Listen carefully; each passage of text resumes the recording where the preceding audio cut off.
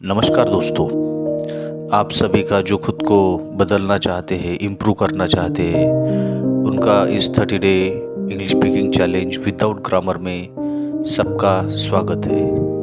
तो दोस्तों चलिए हम आज के पहले दिन में तो डे 1 में हम कुछ daily life, work, travel, food, feelings and more इनको किस तरीके से इंग्लिश में एक्सप्रेस करना है, यानी समझिएगा डेली लाइफ में कुछ सेंटेंसेस हम जो यूज़ करते हैं वर्क के बारे में, ट्रैवल के बारे में, फूड के बारे में और फीलिंग्स के बारे में। तो इनके बारे में कुछ सेंटेंसेस यहाँ दी गई है, वो हम सीखेंगे। यदि कोई यानी आप में से कोई सुबह जल्दी उठता होगा, हर रोज़ उठता होगा, तो आप क्या कहेंगे उस टाइम पे? I wake up early every morning. यदि आपकी कोई दोस्त जो है वो सुबह काम के पहले कॉफ़ी पीती हो, तो इसको कैसे बोल सकते हैं आप? She drinks coffee before work. यदि आप किसी लोगों के साथ में, हम साथ में स्कूल जाते हैं, आप किसी के साथ में स्कूल जाते होंगे और तब आप क्या कहोगे कि हम साथ में स्कूल जाते हैं। तो इस सिचुएशन में आपको इंग्लिश में बोलना रहा तो आप बोलोगे we go to school together. और यदि कोई पार्क में फुटबॉल खेलते होंगे तो हम वहाँ पे ऐसा बोलेंगे कि they play football in the park.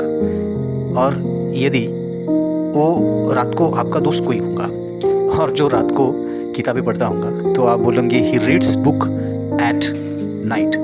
तो ये पहला सेक्शन हो गया दोस्तों। दूसरे सेक्शन में हम देखेंगे वर्क और स्टडी, यानी काम और स्टडी के कुछ सेंटेंसेस देखेंगे। यहाँ पे देखिएगा हर कोई एक आधा कोई रहता है जो हर दिन इंग्लिश की पढ़ाई करता है, तो क्या कहेगा? I study English every day. और यदि आपके कोई दोस्त हो, उसे जल्दी ईमेल लिखना आता होगा, तो आप क्या कहोगे? She writes email quickly. आप में से आप सभी जन जो इंक्लूड है वो मंडे को मीटिंग अटेंड करते होंगे, तो उस समय में आपको बोलना पड़ेगा we attend meeting on Monday. यदि आपका कोई दोस्त हो, वो अच्छे से किसी चैप्टर को या लेसन्स को एक्सप्लेन करता होगा क्लियरली, तो आप बोलोगे ही एक्सप्लेन्स लेसन्स क्लियरली। और ऐसी कोई ग्रुप हो, फ्रेंड्स लोगों का ग्रुप हो जो टाइम पे होमवर्क करता होगा, तो आपको कहना पड़ेगा, देखिएगा they finish homework on time. ये रहा वर्क एंड स्टडी का पोर्शन दोस्तों। अभी नेक्स्ट जो पोर्शन है वो है ट्रैवल एंड मूवमेंट। ट्रैवल का मतलब तो आपको पता ही है, ट्रैवल का मतलब है प्रवास करना, और मूवमेंट का भी मतलब उसी तरीके से आएगा, यहाँ से वहाँ यात्रा करना।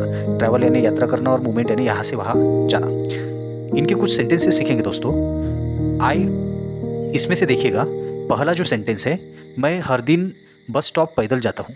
इस बात को यदि आपको कहना रहा तो आप बोलोगे I walk to the bus stop daily. यदि आपकी कोई दोस्त हो, वो सुबह ही काम को गाड़ी से जाती हो, तो आप बोलोगे she drives to work in the morning. और कोई ऐसा ग्रुप रहता है जो हमेशा ही ट्रेन से जाना पसंद करता है, ट्रैवल करना पसंद करता है, तो वो बोलेंगे we travel by train often. और आपका कोई दोस्त है जो साइकिल से जाता होगा स्कूल, तो उस टाइम पे आपको बोलना पड़ेगा he rides a bicycle to school.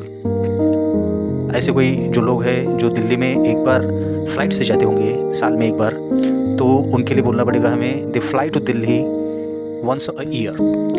ये रहा दोस्तों। और अभी नेक्स्ट पोर्शन को हम मूव करने जा रहे हैं। इस पार्ट में हम देखेंगे फूड एंड हैबिट्स, यानी खाना और उनकी कुछ आदतें। जैसे कि यदि कोई 8 बजे नाश्ता कर लेता हो, तो कहेगा आई ईट ब्रेकफास्ट एट 8 AM। यदि आपकी कोई दोस्त है और वो फैमिली के लिए रात का खाना पकाती है, तो हम उसके लिए she कुक्स dinner for her family, ये सेंटेंस इस्तेमाल करेंगे। हम एक्सरसाइज के बाद पानी पीते हैं। यदि हम एक ग्रुप होगा और वो कहता होगा कि नहीं बाबा, हम एक्सरसाइज के बाद में पानी पीते हैं, तो उनके लिए ये यूज़ करना पड़ेगा we drink water after exercise. किसी दोस्त को हमें पता है कि किसी को पिज़्ज़ा बहुत पसंद होता है, तो उस दोस्त के लिए हम बोलेंगे he likes pizza very much, और उसे बहुत ही पसंद है।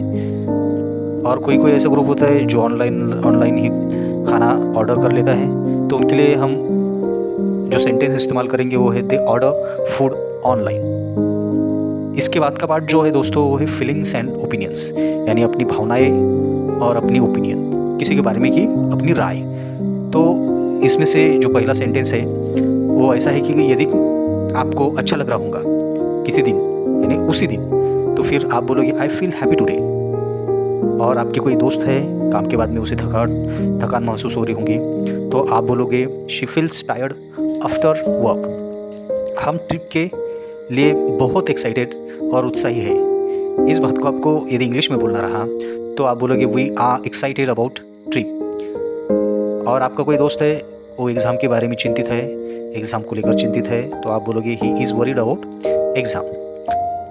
एक टीम है और जो टीम को उनको अपनी टीम पर गर्व है, तो आप बोलोगे they are proud of their team. तो दोस्तों ये देखिएगा, हर चीज़ को आपको बहुत सही तरीके से सुनना है ताकि आप करेक्ट यूज़ कर सके।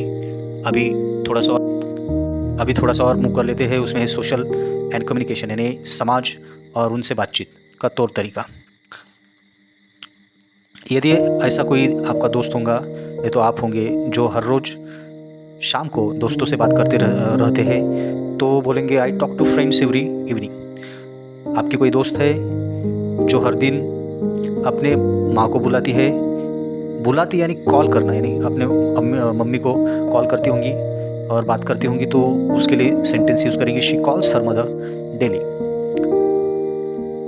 और यदि आप लोग खाने के समय, दोपहर के खाने के समय कहानियाँ एक दूसरे से साझा करते हो, तब देखिएगा आपको बोलना पड़ेगा we share stories at lunch. Lunch का मतलब होता है दोपहर का खाना, तो ये याद रखिएगा।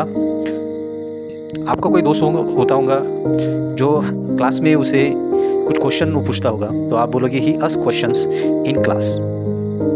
यदि ऐसा कोई ग्रुप होगा जो हमेशा नम्रता से ही जवाब देते हैं, तो आपको कहना पड़ेगा दे आंसर पोलाइटली ऑलवेज।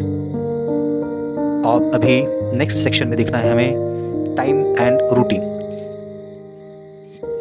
इसमें भी कुछ सेंटेंसेस है, आपको वैसे भी स्क्रीन पर दिखता ही होगा।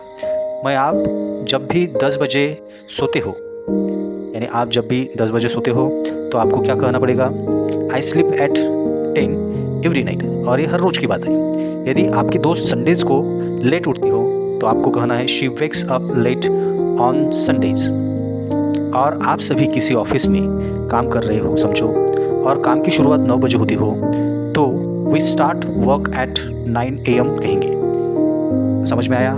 आपको दोस्तों दोपहर के खाने के पहले काम निपटाना हो, तो आपका दोस्त वो हमेशा ही ऐसा काम के पहले, दोपहर के काम के पहले काम निपटाता हो, तो उसके लिए सेंटेंस बहुत काम का है ही फिनिशेस टास्क बिफोर लंच, ऐसा बोलेंगे। यदि कोई ग्रुप है, उनमें से कुछ लोग हैं दोस्त के साथ में हमेशा बर्थडे सेलिब्रेट करते हैं, तो उनके लिए बोलना पड़ेगा दे सेलिब्रेट बर्थडेज विथ फ्रेंड्स। ये रहा टाइम और रूटीन का। अभी नेक्स्ट पोर्शन पे हम मूव करेंगे। इसमें हम देखेंगे नेचर एंड एनवायरनमेंट पर कुछ सेंटेंसेस। किसी को बारिश पसंद होती है और वो भी जुलाई में, तो क्या बोल सकता है इस सिचुएशन में? उसे क्या बोलना चाहिए? वो बोलेगा आई लव द रेन इन जुलाई, ऐसा कहेगा वो। और आपकी दोस्त बगीचे में फूल के पौधे लगाती है, तो उसके लिए बोलना पड़ेगा आपको she plants flowers in the garden, ऐसा कहोगे।